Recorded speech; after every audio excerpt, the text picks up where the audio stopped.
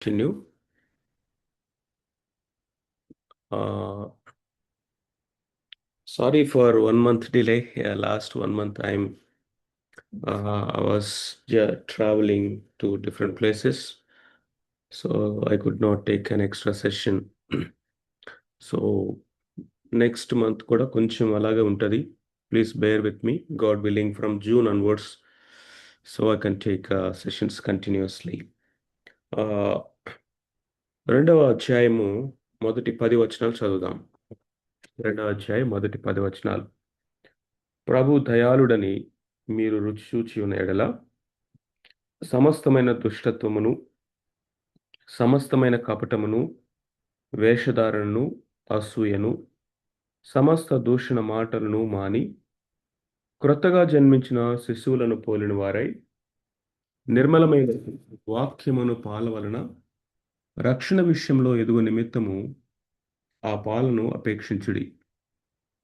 మనుషుల చేత విసర్జించబడినను దేవుని దృష్టికి ఏర్పరచబడినదియు అమూల్యమును సజీవమునైన రాయియగు ప్రభునొద్దకు వచ్చిన వారై యేసుక్రీస్తు ద్వారా దేవునికి అనుకూలములగు ఆత్మ సంబంధమైన బలులు అర్పించుటకు పరిశుద్ధ యాజకులుగా ఉండునట్లు మీరును సజీవమైన రాళ్ల వలె నుండి ఆత్మ సంబంధమైన మందిరముగా కట్టబడుచున్నారు.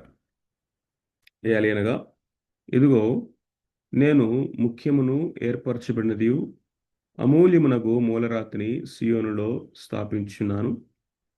ఆయనందు విశ్వసించువాడు ఏమాత్రమును సిగ్గుపడడు అను మాట లేఖనమందు వ్రాయబడినది. విశ్వసించిన మీకు ఆయన అమూల్యమైన వాడు. విశ్వసింపని వారికైతే ఇల్లు కట్టువారు ఏ రాతిని నిషేధించిరో అదే మూలకు తలరాయి ఆయను, మరియు అది అడ్డురాయి అడ్డుబండ ఆయను. కట్టువారు వాక్యమునకు అవిధేయులై తొట్టిల్లుచున్నారు, దానికే వారు నియమించబడ్డరి. అయితే మీరు చీకట్లో నుండి ఆశ్చర్యకరమైన తన వెలుగులోనికి మిమ్మల్ని పిలిచిన వాని గుణాతిశయములను ప్రచురము చేయ నిమిత్తము ఏర్పరచబడిన వంశమును, రాజులైన యాజక సమూహమును, పరిశుద్ధ జనమును, దేవుని సొత్తైన ప్రజలై ఉన్నారు. ఒకప్పుడు ప్రజగా ఉండక ఇప్పుడు దేవుని ప్రజ అయితరి. ఒకప్పుడు కనికరింపబడక ఇప్పుడు కనికరింపబడిన వారైతరి. Let's pray. ప్రార్థన చేసుకుందాం.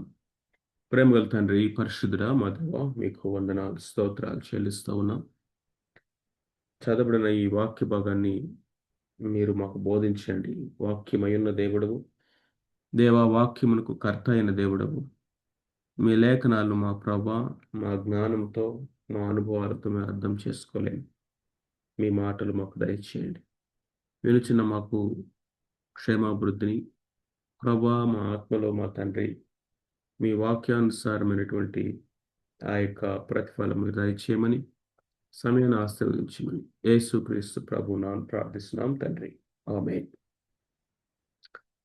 సో ఇప్పటి వరకు ఫస్ట్ చాప్టర్లో సైమన్ బ్రీఫ్ చేసినట్లుగా సాల్వేషన్ అండ్ సాంక్టిఫికేషన్ ఈ రెండింటి గురించి వివరిస్తూ వచ్చి రెండో అధ్యాయము మొదటి 10 వచనాలు మనం ఏం చూస్తామంటే క్రిస్టియన్ ఐడెంటిటీ ఏంటో చెప్తున్నారు. దీన్ని కొంతమంది భక్తులు ఎలా రాశారంటే క్రిస్టియన్ టుగెదర్నెస్ అని రాశారు. సో మన యొక్క గుర్తింపు ఏంటి, క్రీస్తులో మనం ఏమై ఉన్నాము, ఎందుకంటే మనం ఏమై ఉన్నాము అనేది మనకు తెలిస్తే మనము ఏం చేయాలో మనకు తెలుస్తుంది. Our identity defines our purpose. We must know who we are, and then we can easily understand what we are for. కాబట్టి ఇక్కడ కొన్ని ఇమేజెస్ని తీసుకొస్తా ఉన్నాడు. మొట్టమొదటిగా చూసినట్లయితే మనం ఎవరు అంటే మనమందరము ఒక కుటుంబంలో పిల్లలము అన్నట్లుగా చెప్తున్నాడు ఇక్కడ. అందుకని ఇక్కడ లాంగ్వేజ్ చూసినట్లయితే క్రొత్తగా జన్మించిన శిశువును పోలిన వారి వాక్యం అనే పాలను అపేక్షించండి అని, like a new born babes you do something అని చెప్తున్నారు. సో ఇక్కడ మనకి ఏం అర్థమవుతుందంటే మొట్టమొదటిగా మనం ఎవరంటే we are the children of the same family. We are the children of the same family. ఎందుకంటే మొదటి అధ్యాయం 22 నుంచి ఆ కాన్సెప్ట్, ఆ మాట, ఆ స్టార్ట్ అయింది. మీరు క్షయబీజం నుండి కాక శాశ్వతమగు జీవము గల దేవుని వాక్య మూలముగా అక్షయ బీజం నుండి పుట్టింపబడిన వారు గనుక నిష్కపటమైన సహోదర ప్రేమ కలుగునట్లు మీరు సత్యమునకు విధేయులవుట చేత మీ మనస్సును పవిత్రపరుచుకున్న వారై ఉండి ఒకరినొకరు హృదయపూర్వకంగాను మిక్కటముగాను ప్రేమించండి. సో ఇక్కడ కొన్ని ఇన్సైట్స్ మనకి ఇస్తా ఉన్నాడు. ఏంటంటే we are the children of the same family. ఎందుకంటే 22 నుంచి చివరి వరకు ఏమంటాడంటే we all experience the same birth. Because we all experience the same birth, we are the children of the same family. ఇక్కడ మనమందరము కూడా శరీరరీతిగా జన్మించినటువంటి శరీరము అది భౌతికమైనది. మనందరికీ మన యొక్క పేరెంట్స్ ఉన్నారు, మన ఓన్ ఫ్యామిలీస్ ఉన్నాయి. మన ఫ్యామిలీస్లో ఒకే జన్మని పొందినటువంటి వారు, వాట్ ఐ మీన్, ఒకే తల్లిదండ్రులకు జన్మించినటువంటి రక్త సంబంధీకులు ఒక సిబ్లింగ్స్గా, ఒక ఫ్యామిలీ మెంబర్స్గా పిలువబడతారు. మరి మనమందరము ఒక కుటుంబంగా ఎట్లా అయ్యాము అంటే, ఇక్కడ పేతురు భక్తులు ఇస్తున్నటువంటి రీజన్ ఏంటంటే we all experience the same birth. ఏంటి? మనమందరము through the spirit of God and through the word of God, దేవుని యొక్క ఆత్మ మూలముగా, దేవుని యొక్క వాక్య మూలముగా మనం జన్మించాం. అదే విషయాన్ని యోహాను సువార్త 3:5-6 శరీర మూలముగా జన్మించింది శరీరమును, ఆత్మ మూలముగా జన్మించింది ఆత్మయునదని చెప్తూ, ఒకడు వాక్య మూలముగా, దేవుని వాక్య మూలముగాను నీతి మూలముగాను జన్మిస్తే తప్ప వాడు క్రొత్తగా జన్మించిన వాడు కాదు. అలాంటి వాడే పరలోక రాజ్యాన్ని చూస్తాడని చెప్పాడు ప్రభు. So the new birth or a new life which is eternal life ఎలాగా సాధ్యమంటే only through the word of God which is incorruptible seed and through the spirit of God, life giving spirit. మనలో జీవాన్ని, ఆత్మ సంబంధమైన జీవాన్ని కలుగ చేసేటువంటి agency పరిశుద్ధాత్మ దేవుడు, ఆయన వాక్య మూలంగా. వాక్యమైన దేవుడు శరీరధారిగా ఈ భూమి మీదకి రావడానికి కూడా, వాక్యము శరీరధారి అవ్వడానికి కూడా ఆత్మదేవుడే కారణం. అందుకనే దేవదూత మరియముతో పరిశుద్ధాత్మ మీ మీదకి వచ్చును, సర్వోన్నతుని శక్తి మిమ్మల్ని కమ్ముకొనును. కాబట్టి ఆ వాక్యము శరీరధారి అయి కృపాసత్య సంపూర్ణుడిగా మన మధ్య నివసించడానికి కూడా సేమ్ ఆ ప్రక్రియను మనం చూడటం ఇక్కడ గమనార్హం. మనలో కూడా ఆ నూతన జీవాన్ని, తిరిగి జన్మించిన అనుభవాన్ని మనలో కలుగ చేయడానికి దేవుడు వాడేటటువంటి 2 agencies, spirit of God and the word of God. అదే ఇక్కడ అంటున్నాడు, మీరు క్షయబీజం నుండి కాక శాశ్వత జీవము గల దేవుని వాక్యము అనగా అక్షయ బీజము. దేవుని వాక్యము శాశ్వతమైనది, దేవుని వాక్యము జీవము కలిగినది, దేవుని వాక్యము అక్షయమైనది అని ఆ 22వ వచనంలో మనం చూస్తాం. సో కాబట్టి మనమందరము కూడా మారు మనసు ఎలా పొందాము? దేవుని వాక్యం అనే సువార్త వింటున్నప్పుడు పరిశుద్ధాత్మ దేవుడు మనలో పుట్టించినటువంటి ఆ యొక్క మారు మనసు, నూతన జన్మ. He convicted us, so we confessed. So అందరిలో ఒకే జన్మ కాబట్టి ఏమంటాడంటే we all the children of same family because we all experience the same birth. అంతేకాదు we all enjoy or express the same love. ఆ మాటను చెప్తూ ఏమంటాడంటే మీరు అక్షయమగు బీజం నుండి పుట్టించబడిన వారు కాబట్టి సత్యమునకు విధేయులవుట చేత మీ మనస్సును పవిత్రపరుచుకున్న వారై ఒకరినొకడు హృదయపూర్వకముగాను మిక్కటముగాను ప్రేమించండి. సో మనలో ఈ పరిశుద్ధాత్మ దేవుడు దేవుని ప్రేమను కలుగు చేస్తాడు. రోమా 5:5 అంటాడు, మనకు అనుగ్రహించబడిన పరిశుద్ధాత్మ ద్వారా దేవుని ప్రేమ మన హృదయంలో కుమ్మరించబడుతూ ఉంది. దేవుని చేత ప్రేమించబడ్డాం. ఒకే ప్రేమ చేత మనము దేవుని ప్రేమ చేత ప్రేమించబడ్డాం. అంతేకాకుండా ఒకే ప్రేమను మనము ఎక్స్‌ప్రెస్ చేస్తాం. Not only we enjoy the same love, but we express the same love of God. దేవుని యొక్క ప్రేమ, అగాపే ప్రేమ. సో, కాబట్టి బ్రదర్లీ లవ్ అనేది ఫిలదెల్ఫియా అంట. ఆ ఫిలదెల్ఫియా అనేటువంటి లేకపోతే ఫిలయో, ఆ ఫిలయో అనేటువంటి ఆ ప్రేమకు మూలం అగాపే. ఆ అగాపే ప్రేమ పరిశుద్ధాత్మ ద్వారానే మనకు అనుగ్రహించబడతా ఉంది. మూడవది, ఎందుకు మనమందరం ఒకే కుటుంబంలో పిల్లలమని చెప్పాడంటే, we all enjoy the same nourishment also. మనమందరము ఒకే పోషణ చేత పోషించబడుతున్నాం. ఏంటి ఆ యొక్క పోషణ అని గనక మనం చూసినట్లయితే, దేవుని యొక్క వాక్యం. అందుకని అంటున్నాడు, మీరు ప్రభువు దయాళుడని రుచి చూచిన యెడల, అంటే మీరు మారుమనసు పొందిన వారైతే, ఆయన్ని వ్యక్తిగతంగా అనుభవపూర్వకంగా మీ జీవితంలో ఎరిగిన వారైతే, కొన్ని విడిచిపెట్టాలి మీరు. మాని సమస్తమైన దుష్టత్వము, సమస్తమైన కపటన, వేషధారణ, అసూయ, సమస్త దూషణ మాటలు వీటిని మాని. You have to forsake something in order to follow someone. మనము వాటిని మానకుండా ఇంకొకటిని అలవాటు చేసుకోవటం అనేది సాధ్యం కాదు. సో, మనము క్రొత్తగా జన్మించిన శిశువులను పోలిన వారై నిర్మలమైనటువంటి వాక్యమనే పాలను అపేక్షించాలి. ఎందుకంటే రక్షణలో ఎదుగు నిమిత్తము అన్నాడు. So, as a newborn baby infant ఎలాగైతే ఆ పాలను అనేక సార్లు maybe 10 times in a day, we don't know, every 2 hours పాలు తాగుతా ఉంటుంది. ఆ పాల చేత గ్రో అవుతుంటుంది. ఆ గ్రోత్ అనేది చాలా ఫాస్ట్‌గా ఉంటుంది. చాలా ఎవిడెంట్‌గా కనిపిస్తా ఉంది. మారు మనసు పొందిన క్రొత్తలో ప్రతి విశ్వాసిలో పుట్టే ఎపటైట్ ఏంటంటే దేవుని వాక్యము కొరకే ఆకలి.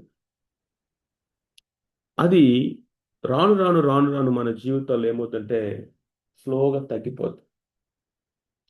ఫెమిలియారిటీ క్రిప్స్ కంటెంప్ట్ అన్నట్టుగా మన వాక్యము ఫెమిలియర్ అయ్యే కొలది ఎలాగైతే ఎదిగిన వాళ్ళు దేవుని యొక్క వాక్యంలో నుంచి లేకపోతే ఫుడ్ వెరైటీస్ కోరుకుంటారో, మా పిల్లలున్నారు. వాళ్ళు టీనేజ్ బాయ్స్ అన్నమాట నౌ. వాళ్ళ మమ్మీ ఫుడ్ ప్రిపేర్ చేస్తే ప్రతిరోజు ఏదో ఒక స్పెషాలిటీ ఎక్స్‌పెక్ట్ చేస్తారు. ఏదో ఒక వెరైటీ, ఏదో ఒక క్రొత్తదనం, ఏదో ఒక న్యూనెస్. ఎందుకంటే వాళ్ళ ఎక్స్‌పెక్టేషన్ చాలా డిఫరెంట్‌గా ఉంటాయి. దేవుని వాక్యం దగ్గరకొచ్చేసరికి మనము లోతుగా ధ్యానించటం, అధ్యయనం చేయటము మంచిది. ఆ ఆశ ఉండాలి. దేవుని వాక్యములో ఆ స్కాలర్లీ థింకింగ్ అనేది, రీసెర్చ్ చేసేటువంటి ఆ మైండ్ సెట్ అనేది మంచిదే కానీ, యాటిట్యూడ్ మాత్రం ఎప్పుడు క్రొత్తగా జన్మించిన శిశువులాగే ఉండాలట. As if you are reading the word of God for the first time. As if you don't know anything what actually the text mean. ఒక చిన్న పసిబిడ్డలు ఎలాగైతే ఆ తల్లి యొక్క పాల కొరకు అపేక్షిస్తారో, ఆ క్రేవింగ్‌లో ఒకటి without which our existence is at stake అనేటువంటి డిపెండెన్సీ కావాలి. రెండవది ఈ వాక్యాన్ని మనము ధ్యానించేటటువంటి వైఖరిని చూసినప్పుడు పసిపిల్లల్లాగే వెళ్ళాలట. అంతా తెలుసు నాకు అనేటువంటి భావన, ఏముందిలే ఫెమిలియర్ ప్యాసేజే కదా అనేటువంటి చులకన భావన మనకెప్పుడు ఉండకూడదు.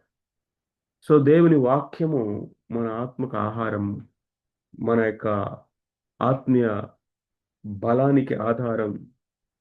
So, you are what you eat అని అంటారు కదా! దేవుని వాక్యం ఎంతగా మనం ధ్యానిస్తే అంతగా మన సోల్ ఫీడ్ అవుతుంది.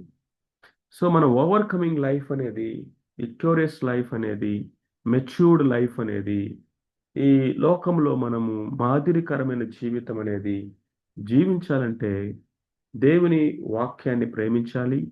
దేవుని వాక్యాన్ని అపేక్షించాలి. దేవుని వాక్యాన్ని మనము చిన్న బిడ్డ తల్లి ఒడిలోకి వెళ్ళినప్పుడు ఆ పాల కోసం ఎట్లాగైతే ఆ ఆ క్రేవింగ్ అనేది మనము చూస్తాము, అలాంటి ఆశ, అలాంటి ఆకలి, ఆ విధమైనటువంటి అపేక్ష దేవుని వాక్యం పట్ల మనకు కావాలి. That is very very important. And that is a sign of a newborn, or that is a sign of a regenerated life. క్రొత్తగా జన్మించినటువంటి, మారు మనసు పొందినటువంటి వారి లైఫ్లో అది ఒక సైన్. కాబట్టి ఇక్కడ 3 కారణాలు చెప్పాడు. ఏంటి 3 రీజన్స్ అంటే, మనమందరము కూడా సేమ్ బర్త్‌ని ఎక్స్‌పీరియన్స్ చేసిన వాళ్ళం. కాబట్టి మనమందరము ఒకే ఇంటి పిల్లలం. మనమందరము కూడా ఒకే విధమైనటువంటి ప్రేమను అనుభవిస్తున్న వారం. కాబట్టి మనం ఒక ఇంటివారం. మనమందరం ఒకే పోషణ చేత పోషించబడుతున్నటువంటి వారు. కాబట్టి మనము ఒక ఇంటివారు. దేవుని వాక్యము ఇట్స్ ప్యూర్. నిర్మలమైన అన్న మాట రాస్తుంది. It's pure. దేవుని యొక్క వాక్యము not only precious but it is pure. ఆ నిర్మలమైన వాక్యము కంటామినేటెడ్ కాదు, డైల్యూటెడ్ కాదు. ఆ ఈ లోకములో మనుషుల చేత బోధించబడే బోధ ఎక్కువ శాతం అది అడల్టరేటెడ్‌గా ఉంది, కంటామినేటెడ్‌గా ఉంది. సో కాబట్టి మనము దేవుని వాక్యం దగ్గరికి వెళ్ళి పరిశుద్ధాత్మ దేవుని యొక్క సహాయాన్ని కోరుకుంటూ వ్యక్తిగతంగా దేవుని వాక్యాన్ని ధ్యానించటం, అధ్యయనం చేయటం, పర్సనల్‌గా అనుదినము దేవుని యొక్క స్వరాన్ని వినటం. ఎక్కడైనా మనకు అవి అర్థం కానప్పుడు కొన్ని అథెంటికేటెడ్ సోర్సెస్‌లో నుంచి మనం రిఫర్ చేసుకుంటూ జాగ్రత్తగా మనము ఎదగటం అనేది అవసరం. ఏది పడితే అది వినకూడదు. ఏ సోర్స్ పెడితే ఆ సోర్స్ మీద ఆధారపడకూడదు. ఎందుకంటే అది చిన్న బాటిల్ కంటామినేట్ అయిన ఆ పసిబిడ్డకి ఎట్లాగా డయేరియా గానీ, ఇల్ హెల్త్ అనేది, సిక్‌నెస్ అవ్వటం అనేది మనం చూస్తాం. పాలలో చిన్న కంటామినేషన్ వచ్చినా పిల్లలు వెంటనే సిక్ అయిపోతారు. పసిపిల్లల వలె మనం వాక్యాన్ని పాల వలె అపేక్షిస్తా ఉన్నప్పుడు అది కంటామినేటెడ్ అవ్వకూడదు. కానీ బైబిల్‌లో ఉన్న వాక్యం నిర్మలమైనది. దాన్ని కలిపి చెరిపేటటువంటి అనేక బోధలు మన చుట్టూ ఉన్నాయి. వాటి విషయంలో మనం జాగ్రత్తగా ఉండాలి. అంతేకాదు, రక్షణలో ఎదగాలంటే కొన్ని మానేయాలి. వీటిని మానేయకపోతే మన జీవితంలో ఎదగలేము. ఒకటి మాల్‌న్యూట్రిషన్ వలన ఎదగలేము. ఆ విషయంలో జాగ్రత్తగా ఉండి నిర్మలమైన పాలన అపేక్షించమంటున్నాడు. రెండవది మానేయకపోతే కూడా ఎదగలేము. అది కూడా జాగ్రత్తగా ఉండాలి. Other side of the coin. ఏంటి? దుష్టత్వము, కపటము, వేషధారణ, అసూయ, దూషణ మాటలు, పాత జీవితము, వాటిని తీసేయాలి. అవి తీసేయకపోతే అవి మన లైఫ్‌లో పులిసిన పిండిలాగా ఉండిపోద్ది. కొంచెమైనా ముద్దంతటిని పులయ చేస్తుంటాడు కొరింథీలో పౌలు. కొంచెమే కదా అనుకుంటావు. మార్నింగ్ లేచి చూసేసరికి ద హోల్ డఫ్ అంతా కూడా అది పులిసిపోయి ఉంటది. కొంతమంది జీవితాల్లో వాక్యం కొరకు ఆకలి ఉండదు, అపేక్ష ఉండదు. ఆకలి లేనటువంటి పిల్లలను మీ దగ్గరకు తీసుకొస్తే యాస్ ఎ డాక్టర్ మీరు ఇమ్మీడియేట్‌గా చెప్పేదేంటి? డీవార్మింగ్ చేసమంటారు. అంటే లోపల ఏమన్నా వర్మ్స్ ఉన్నాయేమో, పారాసైట్స్. అవి లోపల ఉండి మనకి ఆకలి లేకుండా చేస్తాయి. మన యొక్క తీసుకున్న ఆహారాన్నంతటిని అవి తీసేసుకుంటాయి. మనము శక్తిహీనులమవుతాం. స్ట్రెంగ్త్ అనేది ఉండదు. సో, కాబట్టి మన జీవితాల్లో ఉన్నటువంటి యొక్క వ్యర్థమైనవి, వర్మ్స్ కానీ, పారాసైట్స్ కానీ, వాటిని విడిచిపెట్టకుండా, వాటిని మనము పరిత్యజించకుండా, దేవుని యొక్క వాక్య సంబంధమైనటువంటి వాటిలో మనం ఎదగటం అనేది అసాధ్యమవుతది. సో, కాబట్టి మనము జాగ్రత్తగా గమనించాల్సిందేంటంటే, మానేయాల్సినవి మానేయమంటున్నాడు. మనము అపేక్షించాలంటున్నాడు. తద్వారానే రక్షణలో ఎదగగలమంటున్నాడు. దెన్ 4వ వచనం నుంచి 8వ వచనం వరకు మనం చూస్తే ఇక్కడ మనుషుల చేత విసర్జింపబడినను దేవుని దృష్టికి ఏర్పరచబడినది అమూల్యమును సజీవమైన రాయియగు ప్రభువునొద్దకు వచ్చిన వారై యేసుక్రీస్తు ద్వారా దేవునికి అనుకూలములగు ఆత్మ సంబంధమైన బలులర్పించుటకు పరిశుద్ధ యాజకులుగా ఉండునట్లు మీరు సజీవమైన రాళ్ల వలె ఉండి ఆత్మ సంబంధమైన మందిరముగా కట్టబడుచున్నారు అంటూ ఇవి యెషయా గ్రంథము 28:16, కీర్తన గ్రంథము 118:22 ఈ వచనాల్ని కోట్ చేస్తూ వస్తా ఉన్నాడు. ఇక్కడ ఏం చేస్తున్నాడు? What is Christian identity? మొట్టమొదటిది we are all members of one family అన్నాడు. రెండోది we are all like stones of the same building. మనమందరము కూడా ఒకే మందిరాన్ని కట్టుచున్నటువంటి ఆత్మ సంబంధమైన రాళ్ళు. ఇక్కడ పిల్లలు అన్నాడు మొట్టమొదటిది. రెండవది మనము రాళ్ళు. ఏ రాళ్ళు ఇవి? సజీవమైనటువంటి రాళ్ళు. ఏంటి యొక్క ఐడెంటిటీ? ఆత్మ సంబంధమైన మందిరముగా కట్టబడుతున్నాం. స్పిరిచువల్ టెంపుల్ గురించి మాట్లాడుతున్నాడు. ఎఫ్ఎస్సి 2 అధ్యాయము 20 నుంచి చూసినా కానీ ఆల్మోస్ట్ సేమ్ వర్డ్స్ అక్కడ రిపీట్ అవ్వటం మనం చూస్తాం.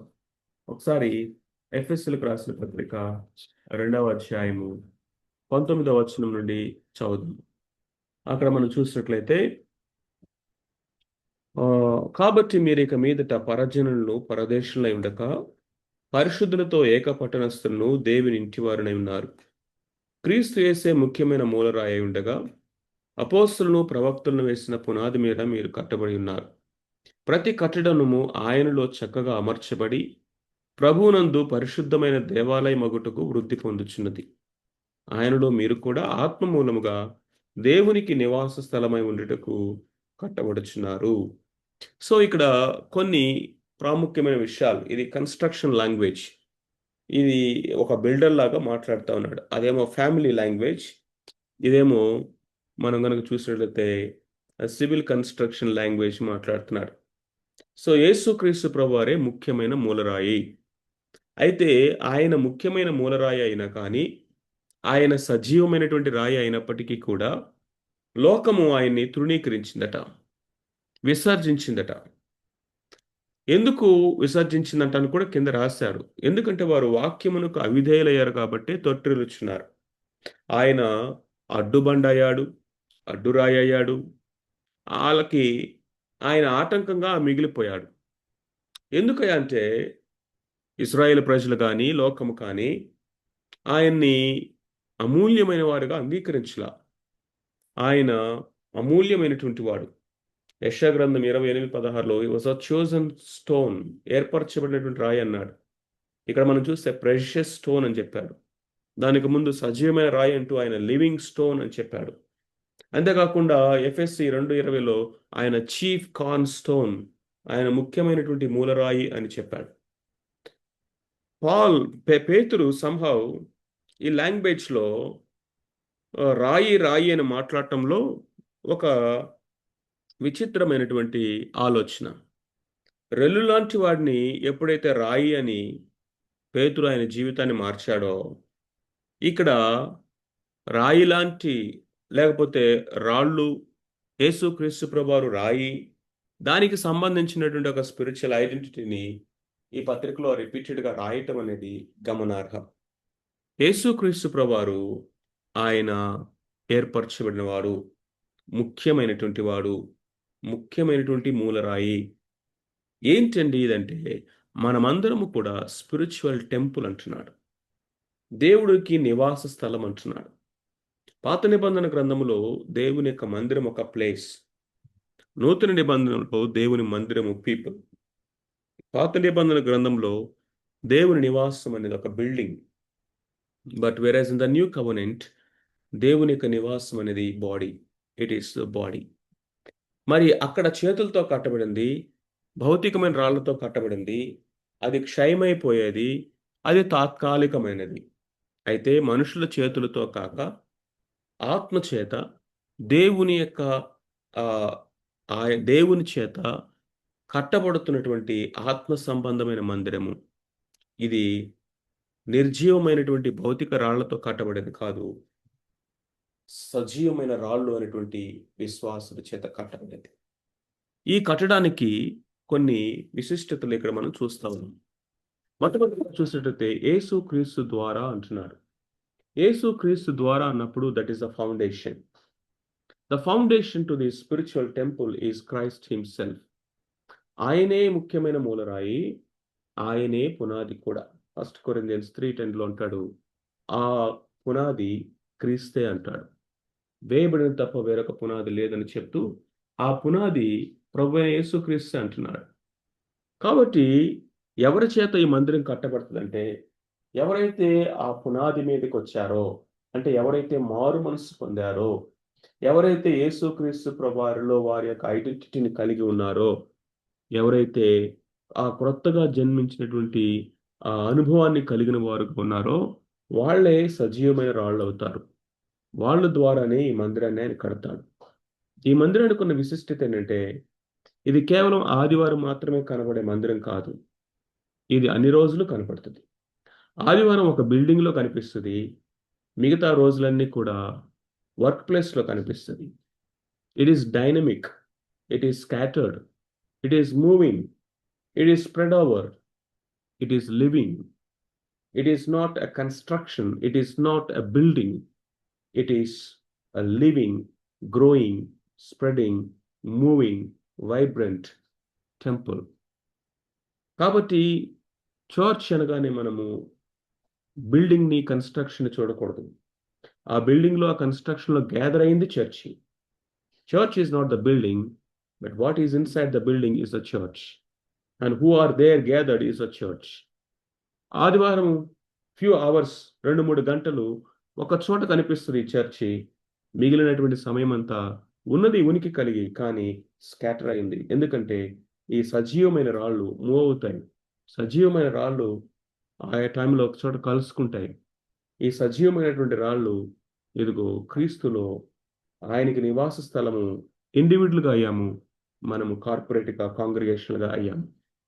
ఈ సత్యాన్ని మనం గమనించాలి. సో, కాబట్టి what is the foundation? Foundation ఏంటి అంటే క్రైస్ట్ హిమ్సెల్ఫ్.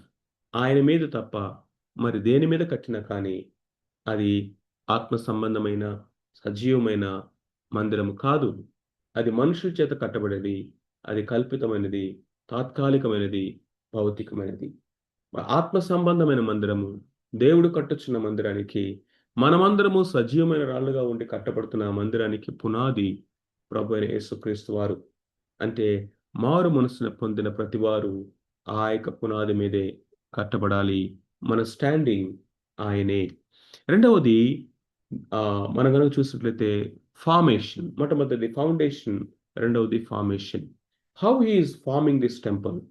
ఇక్కడ గనక మనం చూసినట్లయితే, మీరును సజీవమైన రాళ్ళ వలె ఉండి, ఈ రాళ్ళట ఆయన ఒక్కొక్క రాయిని ప్రిపేర్ చేస్తా ఉన్నాడు. ఒక కొండలోంచి బండలు చెక్కుతాం.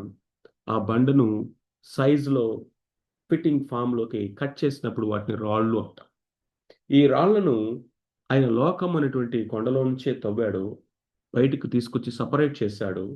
సెపరేట్ చేసి ఇప్పుడు ఆయన షేప్ చేస్తున్నాడు. కట్ చేస్తున్నాడు. ఫార్మ్ చేస్తున్నాడు. పాలిష్ చేస్తున్నాడు. ఎందుకంటే ఇవన్నీ అమరికతో కట్టబడాలి. ఎఫెసీయులు అంటాడు, అమర్చబడి చక్కగా ఆయనలో అమర్చబడి, ఆయనలో ఒక అమరికలో మనల్ని అమరుస్తున్నాడు. ఆ అమరిక కోసం మేబీ నా ప్రక్కనున్నటువంటి ఆ రాయి కోసము నన్ను ఆయన కట్ చేయొచ్చు. నేను పర్ఫెక్ట్ సైజ్‌లోనే ఉన్నాను కదా! నేను బాగానే ఉన్నాను కదా! నన్నెందుకు కట్ చేస్తున్నావంటే, నీ పక్కనున్నటువంటి వ్యక్తితో నువ్వు అలైన్ అవ్వడానికి నిన్ను కట్ చేయాల్సొస్తుంది. No way you have to be cut అంటాడాయన. సో, ఇది ఒకరి కొరకు ఒకరు జీవించటం, కార్పొరేట్‌గా కలిసి కట్టడం, ఒక అమరికలోనికి తీసుకొని రావడం. ఈ షేపింగ్‌లో ఈ పెయిన్‌ఫుల్ ప్రాసెస్ ఉంటది. కటింగ్ ఉంటది. ప్రూనింగ్ ఉంటది. ఆ రఫ్ ఎడ్జెస్‌ని తీసివేయటం ఉంటది. ఆ మధ్యలో ఆలోచిస్తా ఉంటే నాకనిపించింది, ప్రతి సింగిల్ బ్రిక్ అట మినిమమ్ 6 రాళ్ళతోటి, మాక్సిమం 8 రాళ్ళతోటి కనెక్ట్ ఉంటదట. సింగిల్ లేయర్ గోడైతే ప్రతి ఒక్క ఇటుక కూడా 6 ఇటుకలతో కనెక్ట్ అయుంటది. మల్టీ లేయర్ గోడైతే ఒక్కొక్క ఇటుక 8 ఇటుకలతో కనెక్ట్ ఉంటది. Just imagine one single brick has direct connection to minimum 6 bricks, and maximum it can have 8 bricks in connection with. So ఒకవేళ గనక ఆ బ్రిక్ నువ్వైతే నిన్ను ఆయన ఎలా రూపిస్తాడో తెలుసా? Keeping the rest of all the 6 or 8 bricks in view, he will prepare you, he will shape you, he will cut you, and he will prepare you. So నా మట్టుకు నేను బ్రతికితే చాలు, నా మట్టుకు నేను పరిశుద్ధంగా ఉంటే చాలు, నా మట్టుకు నేను భక్తిగా ఉంటే చాలు అనుకుంటే ఆయన ఏమంటాడంటే, we are not autonomous here, we are not single here, but we are together being built up in him. So he will form us to build his temple. We are being built up. It is a process. In this process, he is shaping and he is forming, he is preparing these living stones which are being built up as a spiritual temple. So, మొట్టమొదటి foundation, రెండవది formation, మూడవది function. ఇక్కడ ఉన్నటువంటి function అంటే క్రీస్తు ద్వారా దేవునికి అనుకూలములకు ఆత్మ సంబంధమైన బలులు అర్పించుటకు. ఆత్మ సంబంధమైన బలులు అర్పించారట. ఆత్మ సంబంధమైన బలులు అర్పించేది ఎవరు? యాజకులు కదా. అందుకని ఇక్కడ ఏమంటారంటే, మీరు పరిశుద్ధ యాజకులుగా ఉన్నారంటున్నాడు. మనకు ఒక ఐడెంటిటీ ఇచ్చాడు ఇక్కడ. పరిశుద్ధ యాజకులుగా ఉండి మీరు దేవునికి అనుకూలమైన ఆత్మ సంబంధమైన బలులు అర్పిస్తున్నారు. ఇదేంటి ఇదేంటి బలులు అర్పించేటటువంటి సర్వెంట్ నువ్వే. రెండవది బలులు అర్పించేటటువంటి ఆ శాంక్చురీ నువ్వే. ఆ బలి కూడా నువ్వే. ఎందుకంటే ఇది భౌతికమైనటువంటి బలు కాదు, ఆత్మ సంబంధమైన బలి. ఏంటి ఆత్మ సంబంధమైన బలులు? రోమా 12:1 అంటారు, సజీవ యాగముగా మిమ్మల్ని మీరే దేవునికి సమర్పించుకొని అంటున్నాడు. హెబ్రీ 13:16 అంటున్నాడు, 15 అంటున్నాడు, దేవునికి మన గుడ్ వర్క్స్ అనేవి ఆయనకి ఇష్టమైన బలి అంటున్నాడు. 16వ వచనంలో జిహ్వా ఫలము ఆయనకి ఇష్టమైనటువంటి బలి అంటున్నాడు. కీర్తనలు 51లో చూసినట్లయితే విరిగి నలిగిన హృదయము ఆయనకి ఇష్టమైన బలి అంటున్నాడు.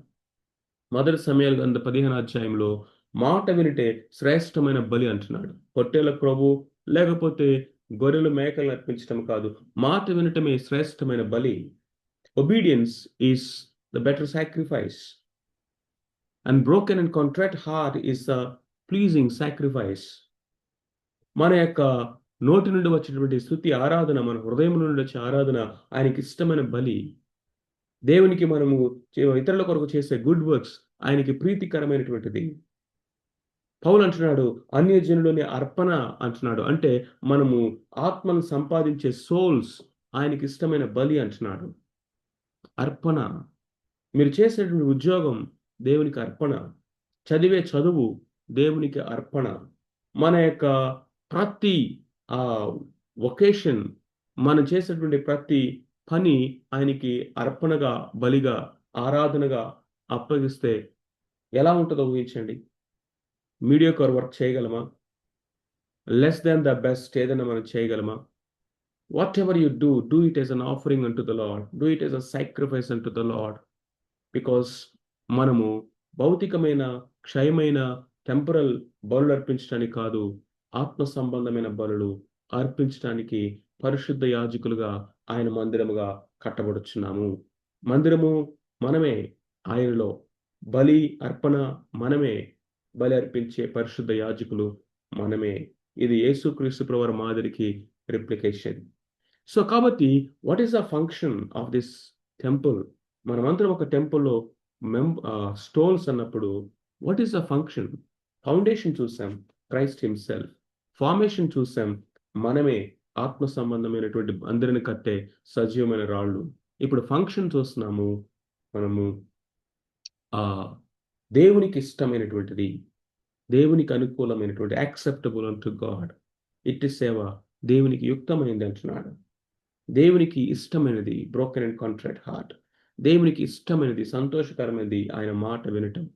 దేవునికి ఇష్టమైనటువంటిది మనము పరిశుద్ధతలో నుండి వచ్చినటువంటి సర్వీస్, ఒబీడియన్స్. ఇవన్నీ మనము ఆరాధన అని ఎప్పుడు అనుకోం.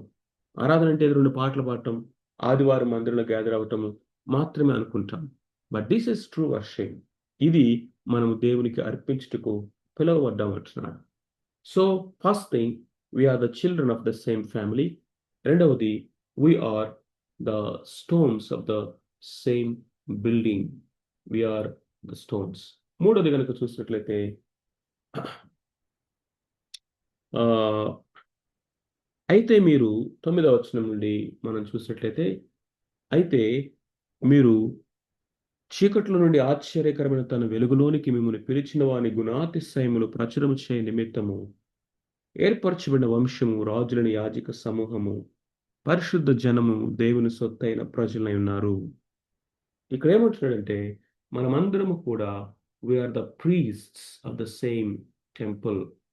We are the priests of the same temple.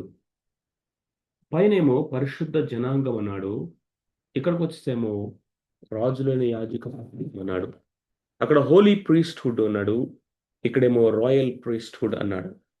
దేవుడు మనకిచ్చినటువంటి ఆ గుర్తింపు చూడండి. Priesthood, priesthood. మనమందరము కూడా యాజకులుగా పిలువబడ్డాం. అహరోను వంశం నుండి వచ్చిన యాజకత్వం కాదిది. ప్రభువైన యేసుక్రీస్తు ద్వారా, మెల్కీసెదెకు క్రమము ద్వారా నిరంతరము ప్రధాన యాజకుడిగా ఉన్న ప్రభు అయినటువంటి యేసుక్రీస్తు ద్వారా మనకి వచ్చినటువంటిది. It is a call and it is a commission. మనం పిలువబడ్డాము, మనం దాని కొరకు ప్రతిష్ఠించబడ్డాం. పరిశుద్ధాత్మ అనేటువంటి ఆయిల్తో అభిషేకించబడ్డాం. నీతి అనేటటువంటి ఆ యొక్క ఏపోదుతోటి అలంకరించబడ్డాం.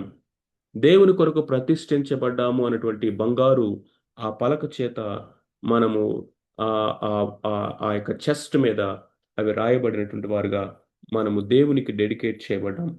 సో కాబట్టి we have a special service. మనం ఇతరుల కొరకు ప్రార్థన చేసేవారు ఉండాలి, విజ్ఞాపన చేసేవారుగా ఉండాలి, మనుషులను దేవుని యొద్దకు తీసుకొచ్చేవారుగా ఉండాలి. మన యాజకుడు ఏదైతే పాత నిబంధన గ్రంథంలో చేశారో, ప్రభు యేసుక్రీస్తు వారు ఇప్పుడు మన కొరకు ఆయన కంటిన్యూ చేస్తున్నటువంటి మినిస్ట్రీ ఏదైతే ఉందో అది మనం చేయాలి. బలులు అర్పించాలి. ఆ బలి ఆరాధన, బలి అని కాస్ట్ లేకుండా, ప్రైస్ లేకుండా, రక్తం చిందించబడకుండా, ఇదిగో ఆ దినాల్లో సాక్రిఫైస్ లేదు. ద సేమ్ వే మన యొక్క జీవితంలో కూడా చీప్గా వచ్చేది, చులకనగా వచ్చేది, ఖర్చు లేకుండా, కాస్ట్ లేకుండా వచ్చేది దేవునికి ఇష్టమైన ఆరాధన కాదు. అంటే దేవుడు డబ్బులు అడగట్లేదు. మన జీవితంలో దేవుని కొరకు కాస్ట్లీ డెసిషన్స్ తీసుకోవాలి. మనము ప్రైస్ చెల్లించాలి, వెల చెల్లించే వారిగా ఉండాలి. మనకిష్టమైనవి దేవునికి ఇష్టం లేకపోతే వదిలేయాలి. మన జీవితంలో నా చిత్తము కాదు, నీ చిత్తమే అని చెప్పగలగాలి. మనల్ని మనమే ఆయనకి అప్పగించుకోగలగాలి. ఇది నిజమైనటువంటి సర్వీస్. ఈ సర్వీస్ మనం చేయడానికి పిలువబడ్డాం. అండ్ దెన్ ఫైనల్లీ ఇక్కడ ఏమంటాడంటే మనము ఒకప్పుడు మీరు ప్రజగా ఉండక ఇప్పుడు దేవుని ప్రజ అయితిరి. ఒకప్పుడు కనికరింపబడక ఇప్పుడు కనికరింపబడితిరి. సో ఇక్కడ ఈ రాయల్ ప్రీస్ట్‌హుడ్‌లో ఇంకొకటి కూడా మనకి ఎక్స్‌క్లూజివ్‌గా అంటున్నాడు. ఆ మాట చూసుకొని చివరిగా ఇక్కడికి వద్దాం. ఎందుకు ఆయన చీకట్లో నుండి ఆశ్చర్యకరమైన వెలుగులోకి మనల్ని పిలిచాడు? ఎందుకంటే ఆయన గుణాతిశయాల్ని ప్రచురం చేయడానికి. That is the purpose. అది మనం మిస్ అవ్వకూడదు. రాజులని యాజక సమూహము, ఏర్పరచబడిన వంశము, పరిశుద్ధ జనాంగము, దేవుని సొత్తైన ప్రజలు. ఈ మాటలను చెప్పుకున్నప్పుడు మనము చంకలు గుద్దుకుంటాం. ఆహా! ఓహో! ఎంత ఆధిక్యత దేవుడు మనకిచ్చాడు. ఎంత భాగ్యాన్ని దేవుడు మనకిచ్చాడు. దేవుడు మనకు భాగ్యాలు ఇస్తున్నాడంటే బాధ్యతలు కూడా ఉంటాయి. దేవుడు మనకి ప్రివిలేజెస్ ఇస్తున్నాడంటే రెస్పాన్సిబిలిటీస్ కూడా ఉంటాయి. ఎందుకని చీకట్లో నుంచి వెలుగులోకి పిలిచాడు? ఎందుకని మనల్ని ఆయన యాజక సమూహముగా మనల్ని చేశాడు? ఎందుకని పరిశుద్ధ జనం అని పేరు పెట్టాడు? ఎందుకని ఆయన సొత్తైన ప్రజలుగా మనల్ని ఎన్నుకున్నాడంటే, మనల్ని ఎవరైతే పిలుచుకున్నాడో, ఏర్పాటు చేసుకున్నాడో, నియమించుకున్నాడో, ఆయన గుణాతిశయాలు మనం ప్రచురించాలి. సో కాబట్టి ఎవాంజలిజం అనేది అది పర్సనల్ ఎవాంజలిజం కావచ్చు. త్రూ డిఫరెంట్ మీన్సెస్ మనము ఆయన గుణాతిశయాలను ప్రచురం చేయటం అనేది మనం చేయాల్సినటువంటి బాధ్యత, పరిచర్య. అందుకొరకే మనం పిలువబడ్డాం. ఫోర్త్‌లీ 9-10 ఇక్కడ మనం చూసినట్లయితే, లేకపోతే 10th వర్స్‌లో మనం చూసినట్లయితే, ఒకప్పుడు మీరు ప్రజగా ఉండక ఇప్పుడు ప్రజ అయితిరి. We are the citizens of the same nation. దేవుని యొక్క ప్రజగా, మనము పరిశుద్ధ జనాంగముగా, ఆయన సొత్తైన ప్రజగా, దేవుని ప్రజలుగా మనం చేయబడ్డాం. ఒకప్పుడు కాదు, ఇప్పుడయ్యాం. We are chosen generation, we are holy nation, we are the people of God. కాబట్టి మనము ఏం చేయాలి? ఆయన గుణాతిశయాలను ప్రచురం చేయాలి. ఆయన ఈ లోకానికి మనం ప్రచురింప చేయాలి. అంతేకాకుండా ప్రదర్శించాలి. మన జీవితం ద్వారా చూపించాలి. మన యొక్క క్రియల ద్వారా కనపరచాలి. So this is what is reminding us. చెదిరిపోయినటువంటి వారికి, శ్రమలో ఉన్న వారికి, డిస్కరేజ్డ్‌గా కృంగిపోయినటువంటి వారికి వాళ్ళ యొక్క రక్షణ గురించి జ్ఞాపకం చేస్తూ, రెండవది పరిశుద్ధ జీవితాన్ని గురించి హెచ్చరిస్తూ, క్రీస్తులో మన యొక్క ఐడెంటిటీ ఏంటో చెప్తున్నాడు. We are the children of the same family. ఎందుకంటే we are experience the same birth. We express the same love and we enjoy the same nourishment. రెండోది we are the stones of the same building. Foundation ఆయనే. Formation మన జీవితాలు. Function మనము దేవునికి ఇష్టమైనటువంటి అర్పణలు అర్పించడానికి. And the future of this temple కూడా మనం చూస్తే ప్రకటన గ్రంథంలో గ్లోరియస్. అసంపూర్ణంగా ఉన్నటువంటి ఈ మందిరము, లేకపోతే ఈ సజీవమైన రాళ్ళని ఇంకా పర్ఫెక్ట్‌గా ఫార్మ్ అవ్వలా. కానీ ఒక రోజున చూస్తే ఇదిగో ఆ పెండ్లి కుమార్తె వలె అలంకరించబడి తన పెండ్లి కుమారుడి దగ్గరికి దిగి రావటం చూస్తున్నాను అంటాడు 21వ అధ్యాయంలో. So the future is glorious because ఆయన ఎదుట పరిశుద్ధముగా నిలవబెట్టుటకు ఆయన శక్తి గలవాడు. మచ్చైనను, ముడతైనను, కళంకమైనను అట్టిది మరి ఏదైనా కూడా లేకుండా నిష్కళంకమైనదిగా, నిర్దోషమైనదిగా, పరిశుద్ధపరచబడిన సంఘముగా ఆయన ఒకరోజు చేస్తాడు. And the future of this spiritual temple is glorious. మూడోది మనం చూసాము, we are the priests of the same temple. Holy priesthood, royal priesthood. We are the people of the same citizen. ఎందుకు అంటే మనము ఆయన గుణాతిశయములను ప్రచురం చేయడానికి ఆయన మనల్ని ఎన్నుకున్నాడు, నియమించుకున్నాడు, ఏర్పాటు చేసుకున్నాడు. Let us remember this as we live in this world. మనం ఏది చేసినా అది ఆయనకి అర్పణగా, బలిగా, ఆరాధనగా ఉండటానికి చేయాలని మనము జ్ఞాపకం చేయబడ్డాం. దేవుడి పరిశుద్ధ మాటల్ని మన వెనుకలో దీవించి ఆశీర్వదించి స్థిరపరచును గాక. ఆమేన్. Over to you, Simon.